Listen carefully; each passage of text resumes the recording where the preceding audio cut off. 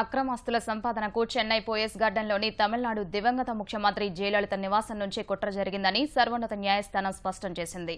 దాదాపు 2 దశాబ్దాల నాటి కేసులో కీలక తీర్పునిచ్చిన సుప్రీంకోర్టు శశికళ, ఆమె బృందం బోగస్ సంస్థల్ని అడ్డుపెట్టుకుని కుట్రకు పాల్పడ్డ తీరును కళ్లకు గట్టింది.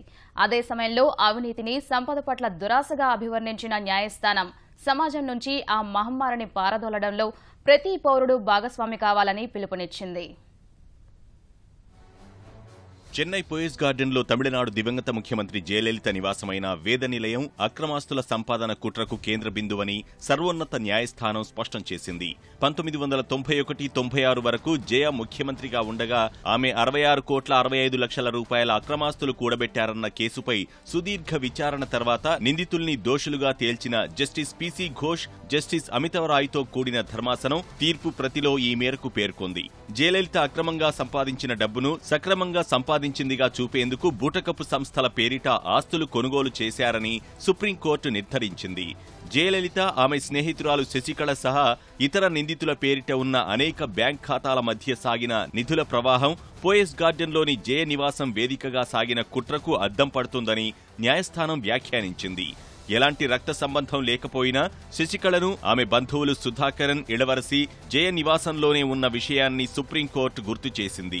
వారిని మానవీయ కోణంలో కాక అక్రమాస్తుల కుట్ర కోసమే ఆ ఇంట్లో ఉండనిచ్చారని వ్యాఖ్యానించింది.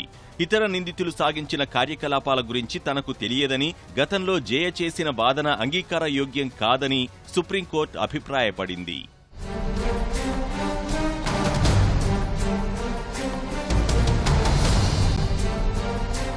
జయ, శశికళ పేరిట పుట్టగొడుగుల్లా పుట్టుకువచ్చిన బూటకపు సంస్థలు, బ్యాంక్ ఖాతాల వివరాల్ని ప్రస్తావించిన సుప్రీంకోర్టు అక్రమాస్తుల వ్యవహారం సాగిన తీరును వివరించింది. 1992లో పుట్టినరోజు సందర్భంగా జయలలిత పొందిన 2,15,00,000 రూపాయల విలువైన కానుకలు సైతం అక్రమ ఆస్తేనని ద్విసభ్య ధర్మాసనం స్పష్టం చేసింది. అక్రమాస్తుల వ్యవహారంలో నిందితులకు చెందిన 6 సంస్థల ఆస్తుల్ని జప్తు చేయాలని గతంలో బెంగళూరు ప్రత్యేక న్యాయస్థానం ఇచ్చిన ఆదేశాల్ని సర్వోన్నత న్యాయస్థానం పునరుద్ధరించింది.